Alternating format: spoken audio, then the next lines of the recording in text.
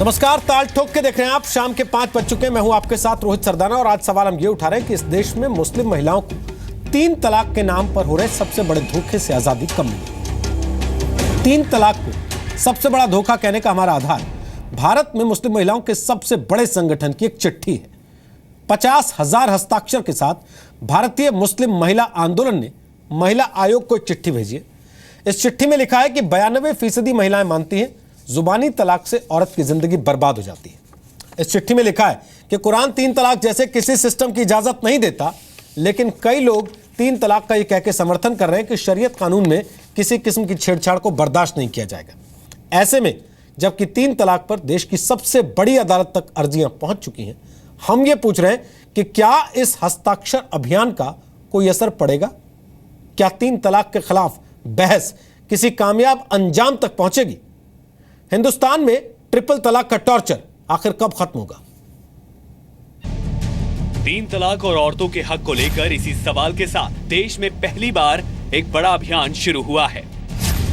BMMA यानी भारतीय मुस्लिम महिला आंदोलन ने 3 तलाक को खत्म करने के लिए राष्ट्रीय महिला आयोग का समर्थन मांगा है। संगठन ने अपनी चिट्ठी में 3 तलाक को कुरान के खिलाफ बताया है और आयोग को बताया है कि इस अभियान के समर्थन में 50,000 लोगों ने हस्ताक्षर किए हैं। इस मुद्दे पर BMMA ने राज्य महिला आयोगों को भी चिट्ठी भेजी है। कुरान कोई ऐसी तालीम नहीं देता जहाँ पे कि ओरल तलाक का प्रोविजन हो। ये सिर्फ मिस इंटरप्रिटेशन है आयत का, पहली बात। दूसरी बात, कुरान में साफ साफ है कि ये तलाक वो चीज़ है जिसको परमिट तो अल्लाह ने किया है ताकि कोई ज़बरदस्ती इम्पोज रिलेशनशिप पे मैरिज ना चले। अब कानून को मुस्लिम सिक्योरिटी के लिए, मुस्लिम वेमेन की सिक्योरिटी के लिए इंटरवीन करना चाहिए और इस तरह की तलाक़ों पे बिल्कुल बैन लगा देना चाहिए। 3 तलाक के मुद्दे पर सुप्रीम कोर्ट में पहले ही देश की 3 मुस्लिम महिलाओं ने याचिका दाखिल कर रखी है। तमिलनाडु की पूर्व MLA और सामाजिक कार्यकर्ता बदर सईद ने सुप्रीम कोर्ट में याचिका दायर करते हुए कहा कि 3 तलाक असंवैधानिक है। ये मुस्लिम महिलाओं के मानवाधिकार और मूल अधिकारों का हनन है। बदर सईद ने कहा है कि तलाक पर कानून बनाने का अधिकार सिर्फ कोर्ट को है, किसी और को नहीं। मुझे बहुत खुशी है इस बात की किस तरह की आवाजें उठ रही हैं।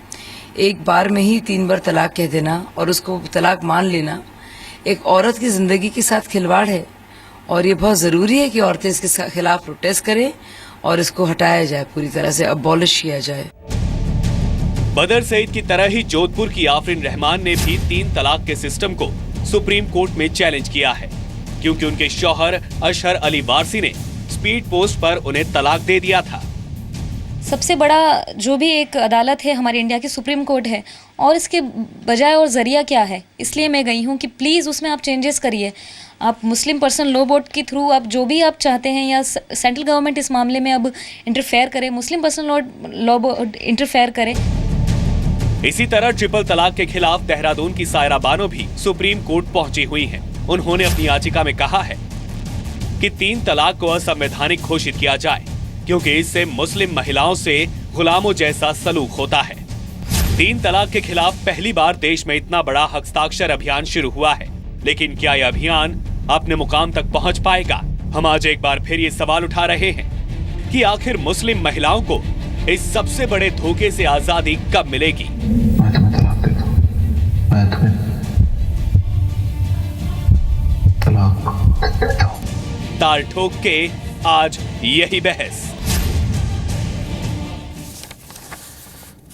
तो आपको बता दें, आज ताल ठोक के बात करने के लिए हमारे साथ कौन कौन से खास मेहमान रहेंगे। हमारे साथ मुफ्ती एजाज अरशद कासमी साहब हैं, जो कि मेंबर हैं मुस्लिम पर्सनल लॉ बोर्ड के।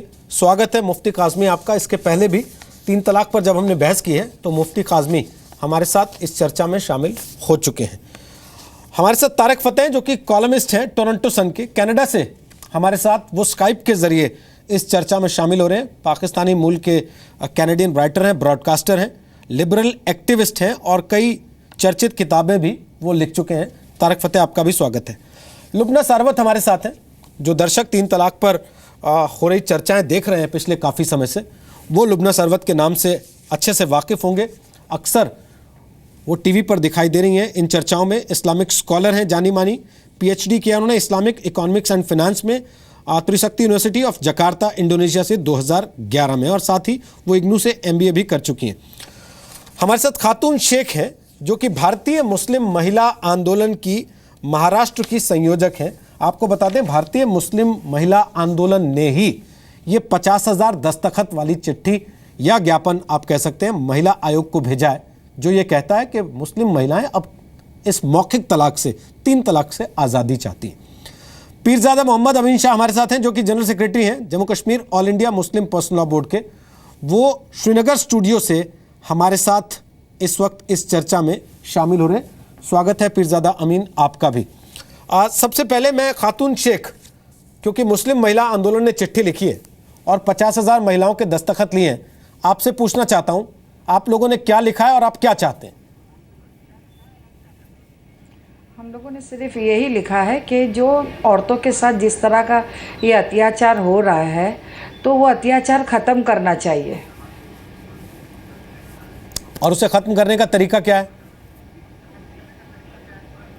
इसको ख़त्म करने का तरीका यही है कि ये मुस्लिम पर्सनल लॉ बोर्ड हो या चाहे हम जिसके पास अपनी ये बातें ले जा रहे हैं, कम से कम वो हमारी सिफारिश से इस पर ज़्यादातर ध्यान दे। आप चाहते हैं कि मुस्लिम पर्सनल लॉ बोर्ड के दायरे में रह के ये काम हो, या फिर जैसा कुछ लोग सुप्रीम कोर्ट के दरवाजे तक पहुँचे हैं, अदालत के ज़रिए ये काम हो? हाँ, बिल्कुल अदालत के ज़रिए हो, क्योंकि मुस्लिम पर्सनल लॉ बोर्ड ने आज तक इसके ऊपर ध्यान दिया ही नहीं है। आज वो ध्यान दिए होते तो आज ये हमारे औरतों के साथ ये सलूक ना किया जाता, क्योंकि इन्होंने कभी हम पर ध्यान नहीं दिया है। ना हमारे ये जिस तरह औरतें बर्बाद हो जाती, अपने बच्चे लेके बिखर जाती है, और जिस तरह उनको 3 तलाक ज़ुबानी तलाक मिलती उनको पता भी नहीं होता है।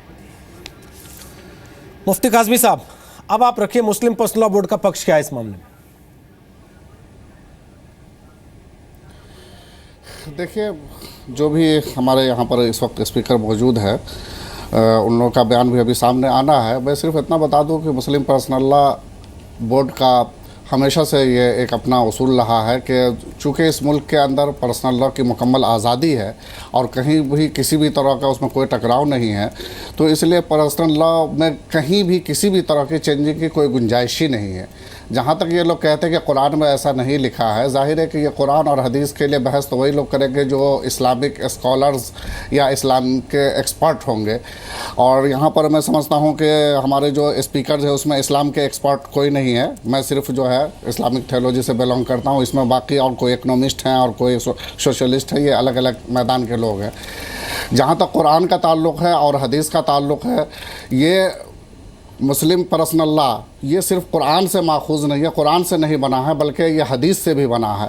और कुरान, ये लोग जो कह देते हैं कि कुरान में कहीं नहीं लिखा है औरल का, कुरान में बिल्कुल क्लियर वाज़ेह तौर पर जो है तलाक़ के बारे में बहस की गई है। अलबत्ता 3 तलाक़ एक साथ देने का जिक्र कुरान में नहीं है, और ये हदीस में इस तरह का जिक्र आता है, और वाज़ेह तौर पर 1-2 नहीं कई हदीसें आती हैं।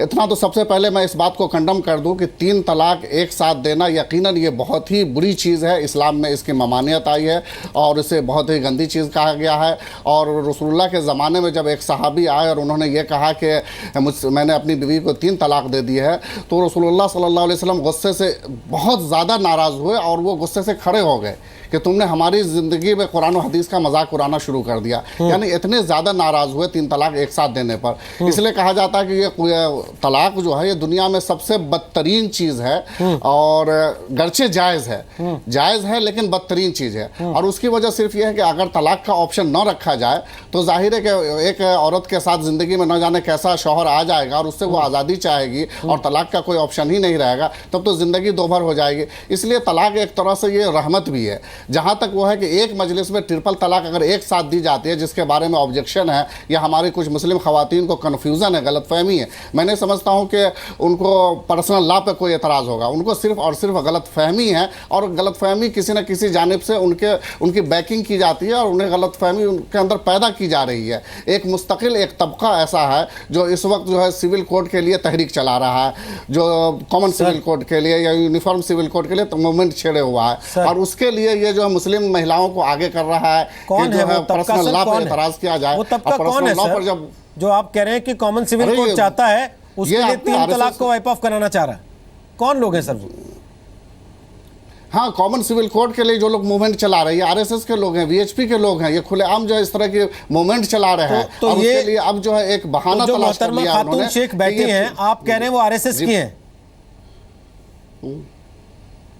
नहीं, मैं ये नहीं कह रहा हूँ कि ये आरएसएस की हैं, लेकिन इनकी जहनसाजी की जा रही है, किसी इसकी बैकिंग की जा रही है। वो जो सायरा बानो का केस है, वो जो देहरादून से ताल्लुक़ रखती हैं, आप उनके वकीलों को देख लीजिए कौन लोग हैं, उनकी बैकिंग कौन लोग कर रहे हैं। मैं पूरे यकीन के साथ कह सकता हूँ, वो बेचारी तो एक हाउस वाइफ है, अगर उसको तो आप कुछ भी अपनी पता नहीं है औरतों की कि हमें बैकिंग कहाँ नहीं जाना है, करेंगे, एकदम से सुप्रीम कोर्ट का वो मौलाना, दरवाजा अगर खटखटा रही है। आप इस बात को समझ रहे हैं, आप क्या कह रहे हैं? आप ये कह रहे हैं कि आपकी औरतें किसी और के हाथ में खेल रही हैं? हाँ, बिल्कुल। आप समझ रहे हैं इस बात को? ये कितना बड़ा स्टेटमेंट हमारी आप दे रहे औरतें हैं क्या, वो धर्मगुरु एक होते दो हुए? नहीं, जी बिल्कुल, मैं ये कह रहा हूँ कि ये लोग हमारी औरतें नहीं, ये लोग जो है वो औरतें हैं जो अपने आप को वो एक एक्टिविस्ट होने का उन्हें शौक पैदा हो गया है, और वो चाह रही है कि हम इस बहाने से एक सस्ती शोहरत हासिल कर ले और उसके लिए पर्सनल लॉ को अटैक करें। इन लोगों की बैकिंग जो है डायरेक्ट पर्सनल इससे हो रही है, आरएसएस से हो रही है, डायरेक्ट वीएचपी के लोग कर रहे हैं। इन लोगों को ये सायरा बानो इसके माली कंडीशन देख लीजिए, और इनके जो वकील हैं जिसके कम से कम एक अपीयरेंस की जो फीस होती होगी 1-1 लाख से ज्यादा होती होगी, ऐसे ऐसे वकील इनके साथ खड़े हुए हैं। आखिर क्या वजह, कहां से ये उन वकीलों की मुझे नहीं फीस ला पता रही है? आपने सायरा बानो का घर देखा या नहीं देखा, जी लेकिन हमने दिखाया, हमारे रिपोर्टर उस घर तक गए जहां वो रहती है। मैंने देखा है, मैंने इनके भाई से बात की है, मैंने इनके फादर से बात की है। क्या ये मेरा मतलब ये इस सवाल पोजीशन सर में है? इस समय 3 तलाक का है।